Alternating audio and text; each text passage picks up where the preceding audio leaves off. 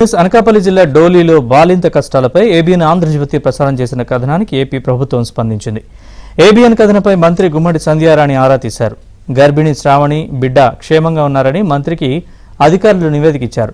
YCP హయాంలో రోడ్డుకు నిధులు మంజూరు చేసి కాంట్రాక్టర్కు డబ్బులు ఇవ్వకపోవడంతో సగం రోడ్డు వేసినట్లు నివేదికలో తెలిపారు. రోడ్డు నిర్మాణానికి నిధులు మంజూరు చేస్తున్నట్లు మంత్రి ప్రకటించారు. త్వరలోనే రోడ్డు నిర్మించి ప్రజల కష్టాలు తీరుస్తామన్నారు.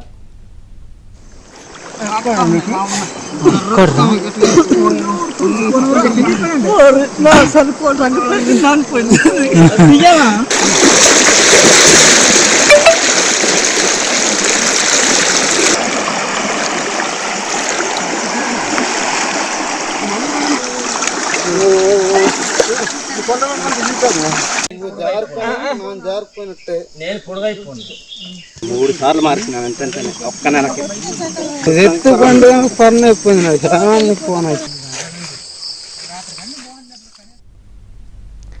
ఇక ఈ ఘటనకు సంబంధించి పూర్తి సమాచారాన్ని మా ప్రతినిధి సతీష్ అడిగి తెలుసుకుందాం. సతీష్, చెప్పండి పూర్తి వివరాలు. నరేష్, అనకాపల్లి జిల్లా దేవరాపల్లి మండలంలో డోలి మోతల పైన విద్యుత్ శాఖ మంత్రి గుమ్మడి సంధ్యారాణి స్పందించారు. అయితే ఏబిఎన్ ప్రసారం చేసిన కథనం పైన ఆమె ప్రత్యేకంగా దానిపైన స్పందించి ఏదైతే రోడ్లు సగంలో నిర్మాణం చేసి ఆగిపోయిన ఏవైతే ఉన్నాయో వాటి నిధులు మంజూరు చేస్తామని, అదే విధంగా ఈ రోడ్డు గతుకుల కారణంగా డోలి మోతల్లో గర్భిణీ సాగుని మహిళ ఏ విధమైన ఇబ్బందులు పడిందో ఆమె కల్లారా చూడడం జరిగింది. అదే విధంగా దానిపైన కూడా ఆమె స్పందించడం జరిగింది. ఇటువంటి డోలి మోతలు అంటే శాశ్వతంగా వాళ్ళకి పరిష్కారం అయ్యేలా గతం నుంచి కూడా ప్రజాప్రతినిధులు చెప్తారు, కానీ ఎక్కడా కూడా వాళ్ళకి పరిష్కారం లేకుండా అప్పటికప్పుడు మాటలు చెప్పి వాటిని వదిలేసే ఇప్పటి వరకు మనం చూసాం. కానీ తొలిసారిగా దీనిపైన ఆమె స్పందించడం జరిగింది. ఇటువంటి డోలి మోతలు అనేది శాశ్వతంగా వారికి పరిష్కారం అయ్యేలా, వాళ్ళ సమస్యను క్లియర్ చేసేలా ఒక నిర్ణయం తీసుకోవాలని ఆమె ఈ విధంగా తెలియజేయడం జరిగింది. అదేవిధంగా నిధులు మంజూరు చేయడమే కాకుండా ఏదైతే సగంలో నిర్మాణం చేసి ఆగిపోయిన పనులు, ఏదైతే గతం ప్రభుత్వం 2 కోట్లు మంజూరు చేసి గ్రావెల్ మట్టి వేసి ఏదైతే సగం నిర్మాణంలో ఆపించిన ఏవైతే పనులు ఉన్నాయో వాటి పూర్తి స్థాయిలో పనులు చేయాలంటే కూడా ఆమె ఆదేశాలు జారీ చేశారు. అంతేకాకుండా సంవత్సరాలని గర్భిణీ స్త్రీ ఏదో ప్రస్తుతం ఆమె ఆరోగ్య పరిస్థితి ఎట్లా ఉంది అన్ని చూసి రమ్మని చెప్పి అధికారులు కూడా ఆమె నేరుగా వెళ్లి అధికారులు స్వయంగా వెళ్లి చూసి వారి తాలూకా క్షేమ సమాచారం కనుక్కుంది. అదేవిధంగా పిల్లలు, వృద్ధులు, నిత్యావసర వస్తువులు కూడా అక్కడ పడుతున్న ఇబ్బందులు కూడా ఏబిఎన్ ప్రసారం చేసేటప్పుడు కూడా స్పష్టంగా చెప్పడం జరిగింది. కేవలం దేవరాపల్లిలో ఈ యొక్క గ్రామమే కాదు, చుట్టుపక్కల గ్రామాలన్నింటిలో కూడా స్కూల్కి వెళ్లాలన్నా, నిత్యావసరాలు పెట్టుకోవాలన్నా, వృద్ధులు ఏదైనా జ్వరం, చిన్న చిన్న సమస్యలు వచ్చినప్పుడు కూడా ఈ డోలి మూతలే వారికి కారణమవుతున్నాయి. డోలి మూతలు అనేవి ప్రభుత్వాలు ఎన్ని చెప్తున్నప్పటికీ కూడా వారి అధికారంలోకి వచ్చిన తర్వాత వాటిని పక్కన పెట్టే పరిస్థితి కనిపిస్తుంది అనేది కూడా దానిపైన కూడా మాట్లాడడం జరిగింది. దీనిపైన CM Chandrababu Naidu, deputy CM Pawan Kalyan కూడా స్పష్టంగా చెప్పడం జరిగింది. ఏజెన్సీ ఏరియాలో గిరిజనులు పడుతున్న బాధల్ని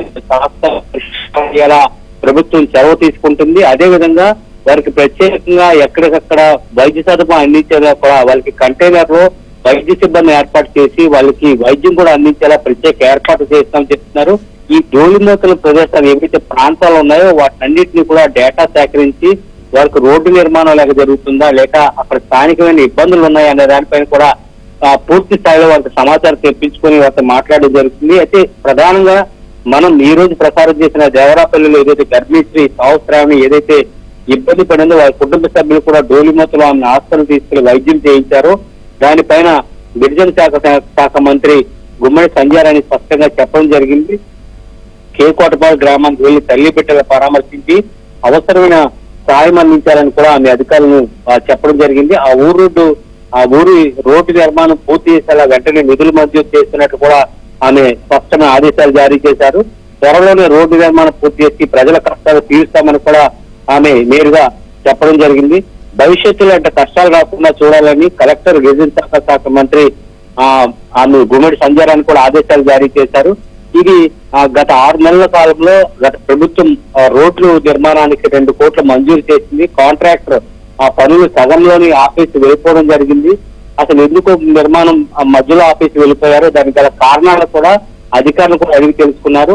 ఇదే కాదు, గతంలో మనం అరకు, పాడేరు ఏజెన్సీ ప్రాంతాల్లో ఇటువంటి ఏజెన్సీ ప్రాంతాల్లో గిరిజనులు అనేక సమస్యలు ఎదురవుతున్నాయి. స్కూల్ ఒకవేళ ఉన్నట్లయితే పిల్లలు స్కూల్కి వెళ్ళాలని పరిస్థితి, గట్టిగా వర్షం పడితే కనీసం స్కూల్ కూడా వెళ్ళలేని పరిస్థితి. అదేవిధంగా మాస్టర్లు కూడా, ఉపాధ్యాయులు కూడా వారికి ఊరు నుంచి కూడా వచ్చే రాని పరిస్థితి అయితే ఉంది. కొంతమంది ఆ గడ్డ వాగు దాటలేక వారు చిన్న చిన్న బోట్లతోని మరపరాలతో కూడా వెళ్లాల్సిన పరిస్థితి. ఆమె వీటన్నిటిపైన కూడా అధికారులు అడిగి వాటన్నిటిని కూడా మాట్లాడడం జరిగింది. దానిపైన స్పష్టమైన నివేదిక ఇవ్వమని కూడా చెప్పడం జరిగింది. వీటన్నిటి కూడా అతి త్వరలోనే సమస్యలన్నీ పరిష్కారం చేస్తున్నాం. గత ప్రభుత్వాలు ఎలా గడిచిపోయినప్పుడు కూడా కూటమి ప్రభుత్వం వచ్చిన తర్వాత గిరిజన పిల్లలకు కావచ్చు, గిరిజన మహిళలకు కావచ్చు, గిరిజనులందరికీ కూడా ఏవైతే సమస్యలు ఉన్నాయో వాటన్నిటిని కూడా పరిష్కరిస్తామని కూడా ఆమె హామీ ఇచ్చారు.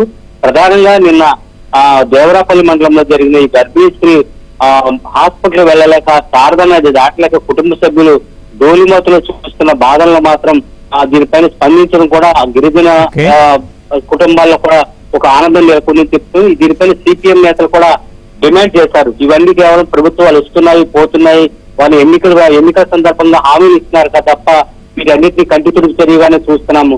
కాబట్టి ఇప్పటికైనా ప్రభుత్వాలు స్పందించాలి, తమ సమస్యలను పరిష్కరించాలని చెప్తున్నారు. కానీ దీనిపైన నేరుగా ఆమె స్పందించడం కూడా వామపక్ష నేతలు, అదేవిధంగా స్థానిక గిరిజనులు కూడా హర్షం వ్యక్తం చేస్తున్నారు. Naresh. Right Satish, thanks for the update.